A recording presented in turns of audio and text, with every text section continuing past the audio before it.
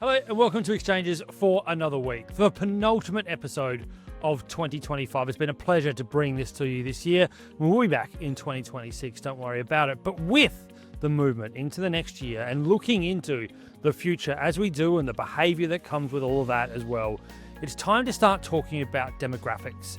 It's time to start talking about the shifts that we are now experiencing across the globe, both from a cultural but also from a workplace scenario. Particularly the issues that always come up is the generations blaming each other around where it goes. The generation at the moment now that is getting a huge amount of spotlight as they enter the workforce and the dealings that they have in the workforce is Gen Z. And that, I think, is the next topic to really look at, because they are the future of work and they are the future of all economic movement, but particularly around how culture will be framed. So how do you deal with them? And what do they think and believe the future of work will be? Well, it's time therefore to get somebody in that actually understands this fundamentally. Madeline Miller is an absolute Gen Z architect, and that's what she likes to refer herself as, because it is around putting structures in place to dealing with what Gen Z will be, look, and think like going into the workforce over the next century. So without any further ado, here is our exchange with Madeline Miller. Madeline Miller, welcome to Exchanges. Hello. So I have to start. You and I, we need to sort of put our cards on the table. We're millennials in terms of what we are. We are I'm an going to talk. old millennial. I'm almost a Gen X, but yes, I'm a millennial. You're Yeah. millennial, so am I. And we're about to talk about the generations, because this is the debate that's been going on for eons, right? Millennia, in terms of, the generation before and the generation Yep. now. But the generation that is coming through at this point in the cycle, being Gen Z, as they like to be described, or whatever you want to call them, are going through a very different scenario to what the post Second World War generations have had around how they view career, about how they view, future. So the first question for you, which is something that you're very big on in some of your theses, which is the career ladder. My question Mm. to you is: the career ladder dead, or has Gen Z just simply stopped believing it ever existed? Oh, I was like, what's the point of distinction? And that's it at the end. Did it ever exist? I Yeah. mean, I think, well, I can't say what Gen Z think about that maybe specifically, but I can give my insight on that because Gen Z definitely don't believe in it in the same way that you or I, or definitely people older than us did. Hmm. Did it ever exist? I think it probably did. I think that, and they might say that too. So, there was definitely post World War II in particular, a much stronger kind of employee employer contract, right? Like people did have job for lives, your company looked after you, you were provided with a standard of living that you could like comfortably buy a house with, save for retirement. And this is what we say about the boomers, right? Like they had that Hmm. kind of sweet period. So I would say, like, very crudely, yes, there was a career ladder that was both desirable and functional for a certain sector of the population, right? At a period in time. Can I I think. interrupt there? Does that Mm, also why, that generation, the slightly older generations mm, that are sort of past 45, 50s, mm, talk about work ethic? Because, like, they mm, sort of describe that same what you've just described, because I agree with you completely with what you've mm, just said, but mm. is it also their view that that is their view of how it was, therefore that employed a certain worth ethic that is not the same now because it is different to what it was then? Wow, we're jumping into the thorny Yes. psychological questions a minute in. That's why we call That this exchanges. Yeah, yeah, yeah. Let's not lay any foundation. Let's just go into no. That's a really, really good question. Again, I cannot speak for people that I am not. However, I can sort of surmise what I think is going on. I think there's probably, yeah, a strong psychological belief for those people that working hard, quote unquote, is the key to success because it was for them. So what they describe as work ethic worked. Mhm. What is has decreasingly been working for people is just work hard and you will be okay. And Gen Z have the receipts, right? Like, I mean, more than any generation, millennials do too, but Gen Z in particular are like, I can't buy a house. The cost of Hmm. living has skyrocketed. You can't even guarantee that this planet will be safe to live on, in the future with climate change. AI is going to be taking my job. This. They've seen institutions collapse. They've lived or they've observed the GFC impact their parents. So I think that work ethic has been defined traditionally by those that did see the cost benefit from the hard work. So, yeah, I think that is probably where, let's just say, the boomers are coming at when they talk about work ethic. I think there's other parts that constitute a work ethic, though, and I think that they're more fundamental human attributes that we all have and should aspire to. And I think probably a lot of people who are critical of Gen Z are critical of, what they see as a lack in those kind of attributes. So they would be Hmm. things like, you know, they might say respect for authority, but again, Gen Z might say, well, why? But like, respect for each other, integrity between words and actions, trust building, relationships, respectful communication, all of these things that obviously are also core to leadership. I think a ethic is comprised of those things too. So I think that there's probably like a universal work ethic we could all agree on. But when the boomers are talking about it, yeah, I do think they're coloring it with their own experiences. I was going to ask you that as my next question, which is what exactly is Gen Z rejecting with regards to work? But I think you've sort of put it there in terms of where it sits. So I'm going to structure that question a little bit differently and ask, what about the way that they work has now changed? So is it more transactional? Is it more purpose?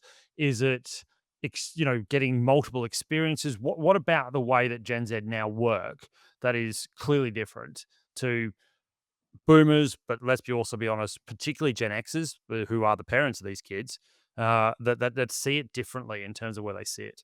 So so what is it about the way they're working or the way they view work? Which Both, both, both. okay. Yeah, how are they working, what they work like they view work with, because clearly, the time frames for them staying in certain jobs and careers is the shortest it's probably been for most generations. They're jumping around after about 2 years. What's changed there? So if we look at if we look at institutions, right? Like Yeah.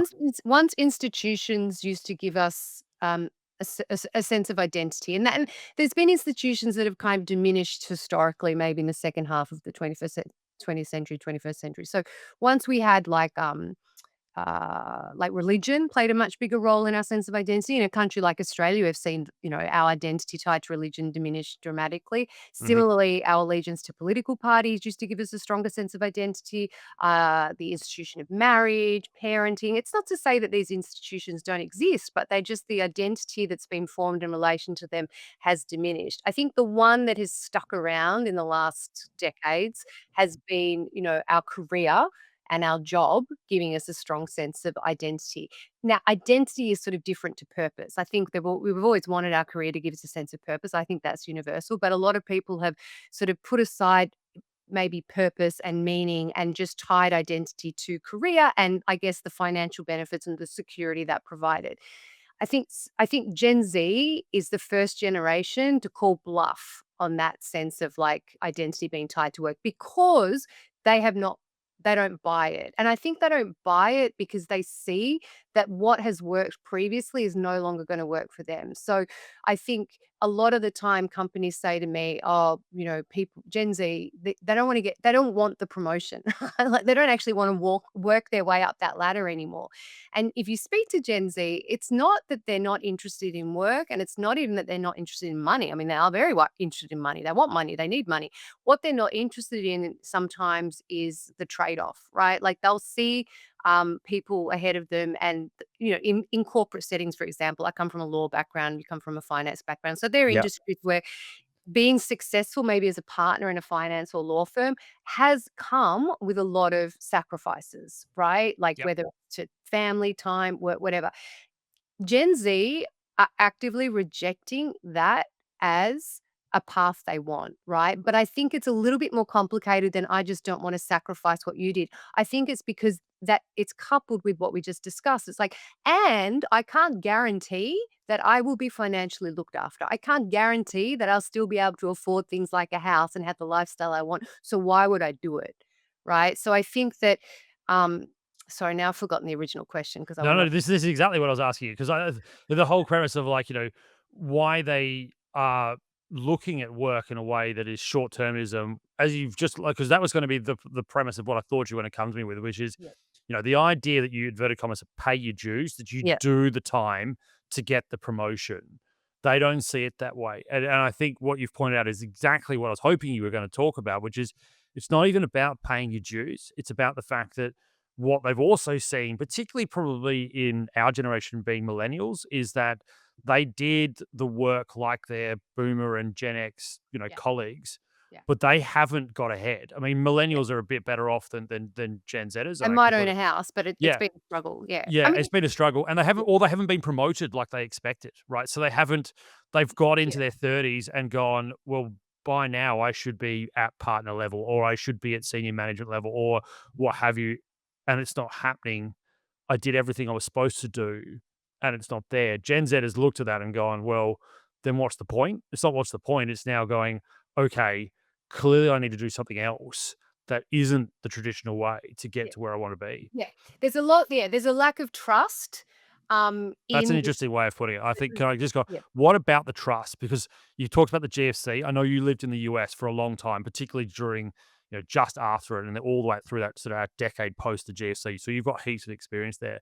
mm, What is it, the word trust, that institutions have broken in your view to Gen Z? Because I think that's the key point you keep saying here is there is a distrust in institutions yeah. that they're going to keep their word. Yeah, yeah, and I think that was one other thing that I wanted to bring up because I don't think we'd quite covered that. Gen Z have also seen mass layoffs, Yeah. right? Like they've seen, like if you look at the tech industry, they've seen this enormous hiring boom and this enormous hiring redundancy, right? Because it's like, oh, whoops, we overinvested in this, and actually now we want to focus on AI. AI is similar. A lot of people talk about AI being a bubble. I heard something the other day that like I'm going to get this stat wrong, but like 80% of the investment propping up the US at the moment, the economy is in AI, right? So if Mhm. that bubble You're pretty burst, close to bang on. Yeah, yeah. It's the yeah, infrastructure spending is incredible. right. So Gen Z reads all of this and they can see a lot more of this because we're all online chronically, right? And they get a lot of their news online, like little short bursts. And they're like, well, why would I even give my life to you? Or why would I even give more than my 8 hours to you? You could fire me tomorrow. And that is sort of where I talk about, this post-institutional workplace. I'm not saying the work institutions don't exist. I'm saying that people are anti-institutions because they no longer trust them. And I think that this is inherently tied to the expectations of the workplace that we give more and more and more and get less and less and less. And then, you know, we're not allowed to call out the inequity, right? Or like the disparity between what we're meant to put in and what we get out. I also think that it creates a lack of loyalty, right? I think it's Mhm. a really like psychologically adaptive response to see how people can give their life over and no longer be rewarded in the same way, or, lose their job tomorrow. Of course, they're not going to feel loyal to these institutions. Of course, they're not going to believe them. I think, if I may keep going, because I am kind of, No. I'm on a tear now, but I do think that like a lot of what people leverage against Gen Z or Gen Z, sorry, I keep saying Gen Z because I've been No, in the go US. Gen Z tends to be the term. I'm just Yeah. sort of, yeah, stuck in Okay. my old world. So a lot of what people leverage against Gen Z is that they're not reliable, they're not loyal, they want all these things like freedom, autonomies, but if you think, oh no, they're entitled. That's the big one. They're entitled, and they want to move up too fast, and they have unrealistic expectations around money. But if you think about like what they're really like, what the drive when you don't feel, safe or secure, you are focused on what is immediately in front of you, right? Like, you are trying to get as much as you can so you can protect your lot for as long as you can until the next crisis comes along. I Mhm. think it's really interesting actually looking at US politics. I'm a bit of a US politics junkie, but none of us can really afford not to be these days. You look at Donald Trump, who is a populist, right? And then you look at Zoran Mamdani, who maybe people don't know as well, but he's just become the New York mayor, right? Mayor. Yep. And they're from very different political camps, but they're both populists. And Yep. both of them are speaking to core human needs for security and safety. They're just coming at it from different lens. I was thinking over the weekend, like, this is what Gen Z is actually getting at, right? Like, they're young, they don't have the words, they don't have the power to really articulate this, but they're desperately seeking security and safety. So when they don't see it in the institutions that, were promised to deliver it, they'll go elsewhere. So, how much of that also comes down to their experiences from COVID? Because Yeah. this is, I mean, what are they? But the oldest Gen Zer is 28, 29, give or Yeah, take. about 20, yeah, about 28, yeah. 28, 28, 29. So, you're talking about that 28-year-old would have been 22, 23 ish Yeah. during COVID. How Well, much the is young how yeah. much has that gone into this whole concept of insecurity, distrust, and institutions letting them down? Yeah. I mean, I think we can't understate the impact of COVID. Like Gen Z, as you pointed out, the eldest are around 28, but the youngest are around 14. So Yeah, they're literally every high school student, university student, and early workforce person is a Gen Z. Like yeah. the most pivotal years. And every single one of them will have had their education, or perhaps if they were older, just their work, maybe their entry into work, impacted by remote learning of some sort, right? So I think that that has played an enormous, role in how they're making sense of the world, because I think that in younger minds, that was very destabilizing. It was destabilizing for a lot of us, but in early, younger minds, early career minds, like, that is very destabilizing because the world didn't really know how to react, right? Like, it was the first pandemic of my lifetime, hopefully the last. Um, and they were sort of stuck in this, like, go to school, don't go to school, get online, oh, the teachers don't know what to do. All the people that were meant to know what to do didn't know what to do. And that's not criticizing teachers. It's not even criticizing governments. Literally, no one knew what to do. And they were kind of being buffeted around in this sort of experiment as we all tried to work it out in real time. I think probably that's made an enormous impact on them psychologically. And then in terms of their skills, it's definitely created, there's a lot of studies out there to show how much it's created in terms of loneliness, isolation, alienation. Their social skill development has been impeded. Maybe they went through these milestones like graduation, the first day of work, all online, alone in their rooms. Like Mhm. those things, they're big deals. Yeah, they are. So that also spreads into you've just sort of moved into the social world. So I think we Yeah. need to put that as well because again, looking at the older generations, boomers, X and older millennials, your social interactions tended also to be with your work Yeah. situations. Yeah. Is that explaining also why, the interactions and the reactions of Gen Z with the social sides of not just work but life is also different? They are less interactive, they are less social, they are less intimate with each other Mm, than we've seen before. What does that bring into the work society as well, and also therefore their outlook on work? Because mm, mm. a lot of work, despite it being digital, is still services, which still means this talking to Yeah, yeah, people. yeah. Talking to people. That's right. How are they dealing with that? I mean, I don't think they're dealing with it well. Yeah. I really don't. I think there's COVID, as we talked about, remote learning, remote work, but there's also like that's technology, right? And so even if you took COVID and the pandemic off the table, they're still the first digital first generation, right? Mhm, So they are the first group that have had online they've mediated their world online since they were born. mhm, So they have a very different way of interacting and communicating with people than we do anyway. Irregardless of COVID. Um, I think that has impacted things like their expectations around time. That instant gratification. There's a lot of work out there on how permanent social being online permanently, affects anxiety, mental health, also focus. things that, tasks that have historically taken a long time in the workplace, they don't have the tolerance window for. So all of those things definitely have impacted, I think, the way they are showing up at work. You mentioned on like the people skills aspect, and obviously a lot of work is building relationships either with the people you work for or work with, or with clients or external stakeholders. And most people that I encounter are struggling with those things. They're not really struggling with technical skills. They're struggling with I would call it even strategic communication, like Mhm. understanding the bigger context of things. And they haven't really been given the organic opportunities to develop that stuff in real life. Is that so? Yeah, because there's two things there. You talked about the focus on speed, and I want to come back to that one because Yeah. obviously, that they want faster feedback, faster progression. Is it perceived impatience, or is it that they just want to be better performers quicker in where they sit on that space? Is it perceived impatient? You mean perceived by other people? Yeah. Is Yeah. that faster speed on faster feedback, faster progression? Is that Mm, mm, mm, mm. impatience? Or is it the fact that Gen Z want just better performance faster? Hmm. I've never really actually thought about it from that perspective. I would have said it's their need for faster feedback, like, they just need to get that validation or that invalidation quicker. Mhm. Um, but also, yeah, there probably is, yeah, an expectation that things can be done more quickly, and, like, maybe they can. Yeah, Maybe yep. some of the systems we have are a little bit antiquated and could be sped up, and this is where I think, we shouldn't discount what Gen Z bring into the workplace because I mean, they're going to be the Gen Z and millennials are gonna be 70% of the workforce, I think, by 2030, right? Mhm. So they're gonna have an outsized impact anyway.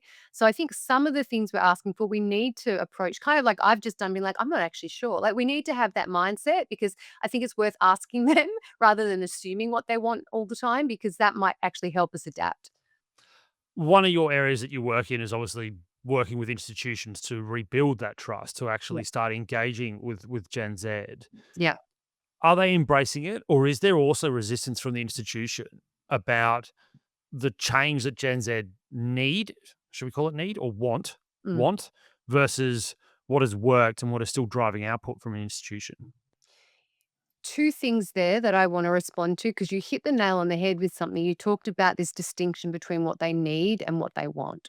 I just Yep. want to like make that little like distinction because I think it's important. What they say they want, free flexibility, role clarity, fast progression, and purpose, authenticity. That I mean, that's all very well, but what they need is slightly different. It's the types of things that can get them that, but they kind of need to be shown the way. So I think like what they want and what they need is different. And I try and emphasize that to companies. Like, yes, what I do is help you deliver or design development opportunities and learning opportunities that speak to what they say they want, but actually I'm creating something that they need. So I think if the companies that can see and appreciate that distinction are more open to it because they see the business impact as well. Mhm. So are they closed? Are they open minded? I mean, it's really down to the individual. Sometimes you get a champion at a company who gets it and sees the ROI, the big picture vision, and they definitely will drive it. But organizations, particularly more hierarchical ones like law or professional finance, they have structures in place and they have people at the top who can make that more difficult, to change overall.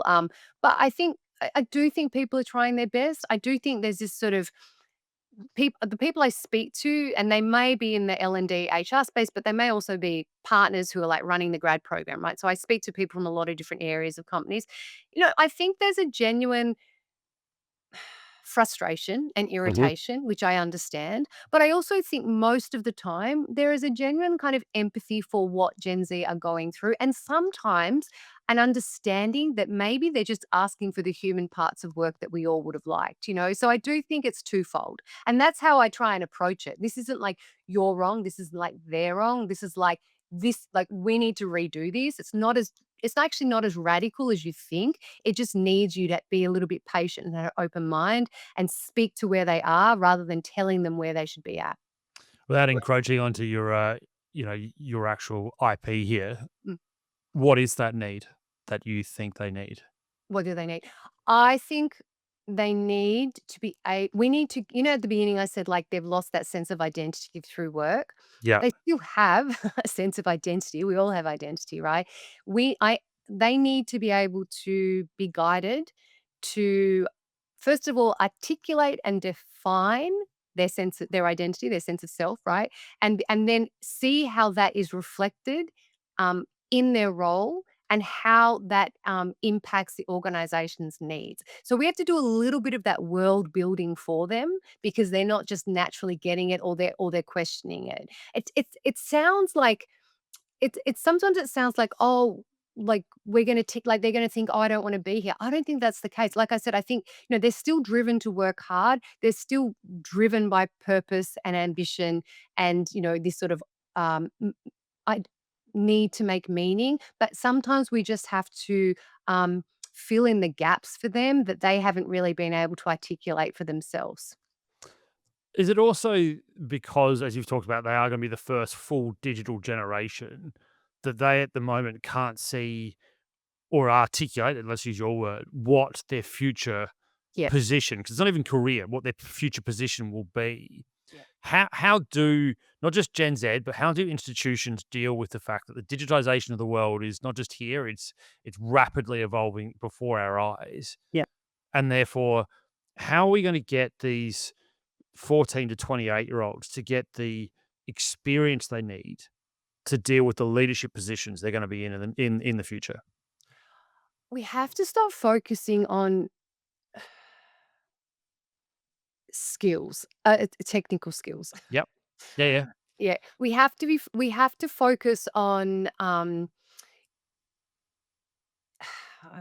need to find a new way that doesn't say identity. Like, we need to be building stronger foundations on which we can then teach behavior and build skills on.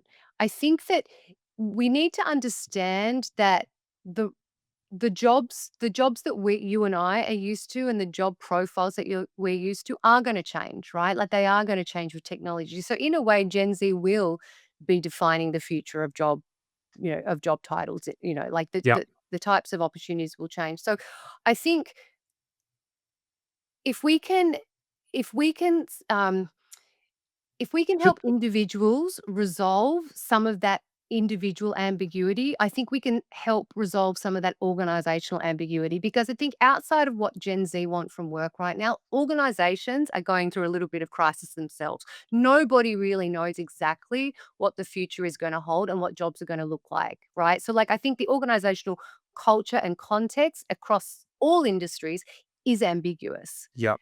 And I think that Gen Z are then, entering that ambiguity with a little bit of ambiguity about themselves, so we can rebuild that. Can I And extend try that to then?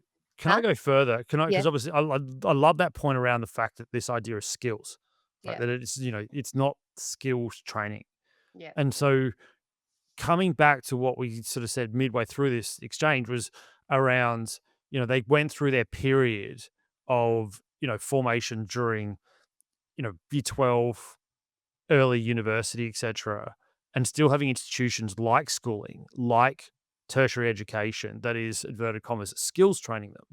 Does it go back that far? Do we need to not just look at institutions? We need to look at the education they're going through, yeah, because the education system is still based on this idea that we are going to give you the skills to be a lawyer, in your example, or an economist, in my view.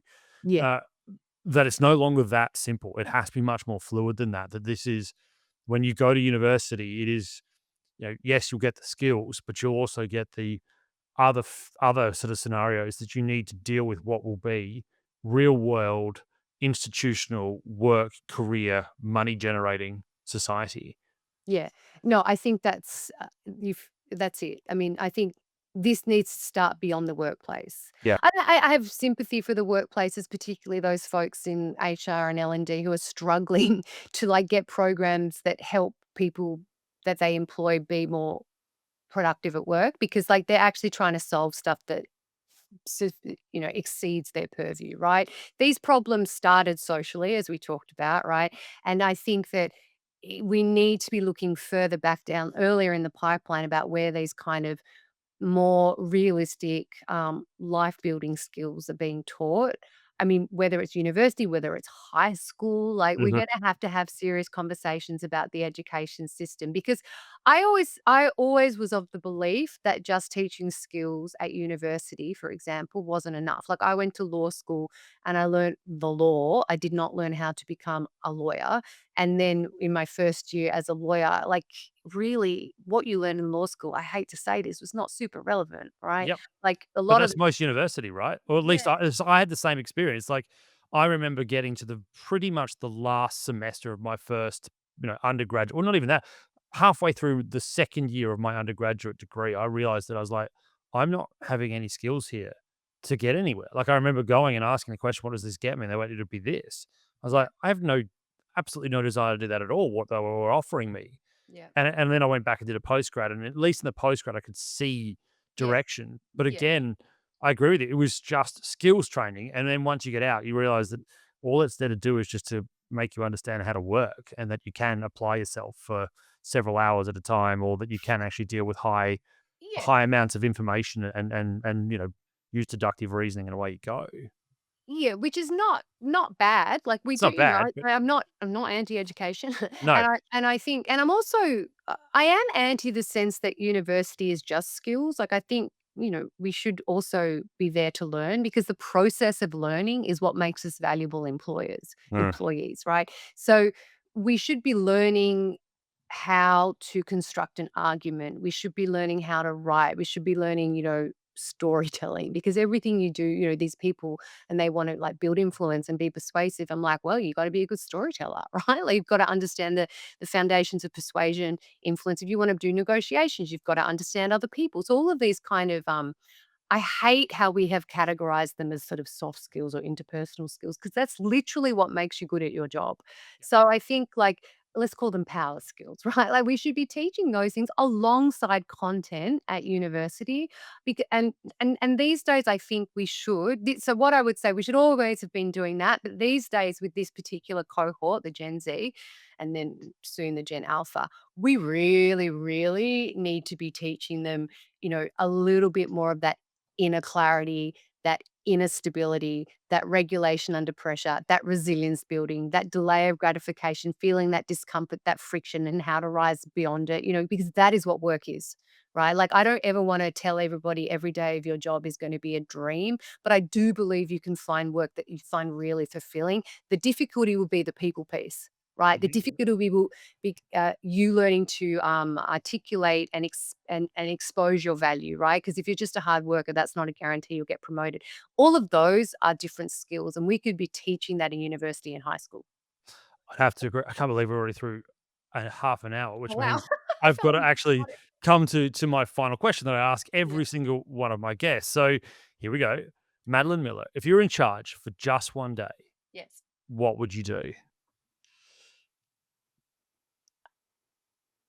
I mean, if just say I had like full impact, like everyone in the world was listening to me for one day. You could do anything. So, like, again, Mhm. it's how you want to define it is completely up to you. If you Okay. want to Okay. go really macro like that, or just go really micro. Everybody's done in between. That's why this question is beautiful because again, it's about getting that challenging thought. Exactly what you just talked about, that resilience under pressure, the thought process of what it could be, to say what you would love to be able to do with that one day. If I was in charge for one day and I could do something that was guaranteed to stick beyond that one day, right? That's my little Caveat, parameter around this. Yeah, love caveat. it. Yeah. Um, I would require that all high schools and universities had compulsory resilience building subjects. I like that. I think that is something absolutely that needs to be discussed because resilience at the moment is the one thing that we are very precious on. So I think But that's a but but but but I wanna even like just further caveat. yeah, further caveat, like put a little boundary around that. I do not think resilience is hustle culture. No, This whole like grit, struggle, sacrifice. I do think that a little bit of struggle, a little bit of sacrifice, grit is important. I mean, I work very hard. I have sacrificed things, but I don't like this kind of like resilience is just toughening up. I think resilience comes from increased self-awareness and and great like higher self-esteem and emotional regulation. If we could build those things into people, if I for one day could just put all of those things into people, I think we would have an extraordinary economy and extraordinary world. I would have to completely agree. Madeline Miller, thank you so much for joining Exchanges. Thank you so much for having me. Big thanks to Madeline. Really interesting discussion. And her point around the corporate hierarchy, the structure of work, is clearly going to be the biggest discussion point going forward. Thank you as always to you guys for watching, listening, or doing wherever it is through this podcast. We love bringing exchanges. And as I said, this is the penultimate episode and looking forward to doing it again. Don't forget, if you haven't, please subscribe, give us a like, review, etc. The more of that we can get, the further up we can move in the overall sphere of the podcasting world. Until next week, thank you as always for listening. I'll talk to you then.